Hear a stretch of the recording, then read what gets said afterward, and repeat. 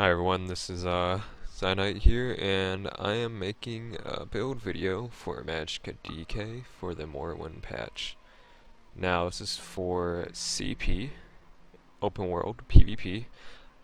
This build can be used for 1vx or small group, preferably. So let's just go ahead and get right into the build. So what I am running one of the new sets. It's called Shacklebreaker. And this set is amazing on Magicka DK. This set allows you to get extra stam, since you are blocking a lot on Magicka DK, and especially since they nerfed block, you want that extra stam as well. That's nice. And you also get kind of some little bit of sustain from it, just mainly because you get more Magicka and you get more Magicka recovery from it, and you do get spell damage from it, which is pretty nice. So all my armor is N-Pen.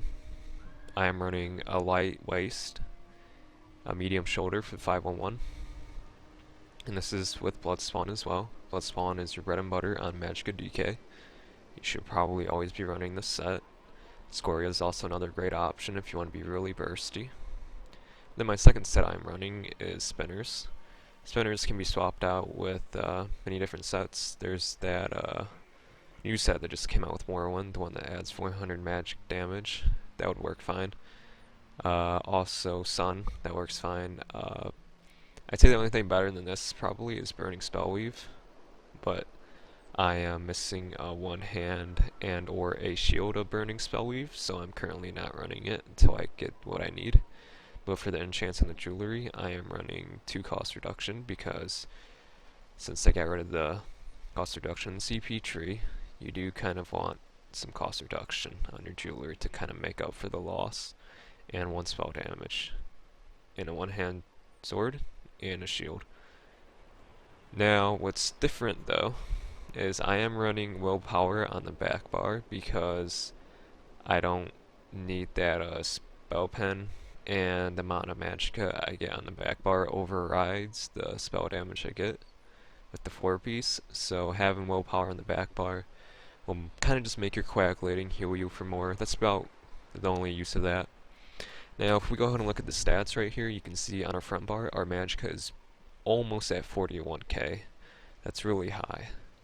Our health, we do have Imp in this campaign, but without Imp it sits over 23,000, almost 24,000 on the front bar, and on the back bar it's like around this value on the back bar. Our stam, really nice, practically 18k. That's really nice amount of stam, especially since they, nerfed blocking this patch. And our stam recovery is pretty good too, because we get stam recovery from bloodspawn, and we also get it from Shacklebreaker, so we get more stam back when we're not blocking. Magicka recovery, it's kind of low, but remember, Magicka DK, you don't really need high Magicka recovery. You mainly get your resources back through potions and your ultimates, and that's kind of why you want to go the reduced cost route with Magicka DK as well. Health recovery is going to be shit because we're vampire. Spell damage, this is unbuffed, but mainly we're getting our damage from our max magicka, so this doesn't really matter that too much. And our spell critical is just amazing on our front bar, and that is that high because we are running Flames of Oblivion. This will allow you to hit super hard, you'll get more crits off, and for the back bar crit it sits at 32.9, it's almost 33%, and that'll just give your coagulating blood more of a chance to get a crit, which is really nice, gives you that big beefy heal. Now if you look at our crit resistance, it's about 2700, so that's pretty good. Physical resistance, it's pretty good. This is unbuffed. Spell resistance, unbuffed. Let me go ahead and buff that up real quick for you guys. Alrighty, so this is the resistance buffed. They both sit about 27,000. And let me go ahead and buff up my spell damage real quick and show you guys the tooltips. Let me place that, there we go. So first off, for the spell damage, it goes up to practically 2200. And our whip tooltip is sitting at 9137 with major sorcery. Burning Embers, major sorcery. We do use Fossilized, Burning Talons, and Flames of Oblivion. And our ultimate is Ferocious Sleep. Then on the back bar, we do run Structured Entropy for the major mending. Let me go ahead and swap this back out. So we run Structured Entropy for the major mending, Elusive Mist for our escape or LOS, Volatile Armor for a buff, Igneous Shield, Coagulating Blood for the heal, and Shooting Star. You want to keep your Structured Entropy and Shooting Bar in your back bar because that's going to allow you to get more Magicka for your Coagulating Blood, so it heals you more. With Major Mending, it sits at about 93-73, and that's without Sorcery. Let me go ahead and put that on real quick actually so you guys can see it with Major Sorcery. Okay, get Igneous back on here. And it sits at about 98.43, so almost 10k, and it also gets increased by up to about 33% based on your missing health. That's a lot. So our Magicka on the back bar sits at about 44k. That's really nice. It's going to add a lot more healing to your Coagulating Blood. Other than that, let's go ahead and hop into the CP. Now with this patch, CP did change a lot.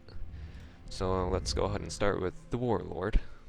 We do need points in here because you will be breaking free occasionally from whether it's a Fear or Fossilized. It's always nice to have.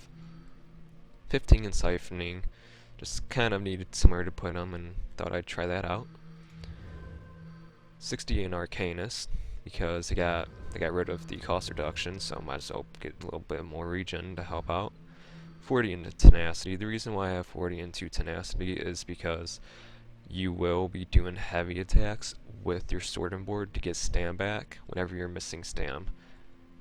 A lot of Magicka users who run Sword and Board fail to recognize that you still get stam back if you heavy attack with Sword and Board on a Magicka player. I usually get about 3k stam back if I heavy attack on Sword and Board, so it's really nice whenever I'm running low on resources and I just need a little bit more stam to continue blocking. 16 is Shadow Ward for the reduction of block.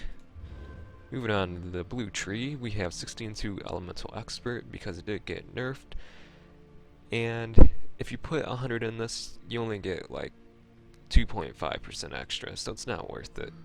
16th Elfborn, because we do run a lot of crits, we want that extra crit damage. 30 into Blessed for increased healing. And this right here, this is new. This is Master at Arms. You want 60 in that because it's going to increase our direct damage, which, for an example, Whip is a direct damage, so it's going to increase your Whip tooltip a lot. It's going to make it hit a lot harder, essentially 21%. Nothing in this tree. For the red tree, we do run 35 in Resistant, and 35 into Ironclad, which is basically going to help reduce the damage that we are taking from direct damage attacks. Since people are going to be using this a lot more, we might as well have some points into this to help reduce the damage taken from that. 10 into Thick Skinned. We are only running 30 into Hardy and 30 into Elemental Defender, mainly because this is going to help reduce damage taken as well, and these scale a lot differently this patch, so 30 is a good amount to have for the CP. And then 30 into Quick Recovery because you can't ever go wrong with having a decent amount of healing received, so that's going to help a lot. And we also run 40 into Heavy Armor Focus just to help get that physical resistance up a little bit more, just that way it kind of matches our spell resistance. So that's it for the CP. Just make sure when you are running this type of build that you are running Tri-Food and you are running tripods. You always pretty much want to be running tripods for Magicka DK. This you have to have. This is your bread and butter. This is going to help you so much since you are using every single resource available on a Magicka DK. Other than that, I occasionally do slot these type of poisons on my back bar, just in case if I run across someone who's also using them, I can just kind of weave in a couple light attacks to get it off as well. Because why fight cheese without cheese when you can fight cheese with cheese, am I right? But anyways, that pretty much wraps it up for this build. There's many different variations you can do with this build, this patch, which is up to you with what sets you have. So if you have any other damage sets than spinners, you can also do that instead of spinners. But that just about does it. So if you guys have any questions at all, or any comments, just leave them down in the comments, and I'll definitely get back to them. Thank you for checking out my build.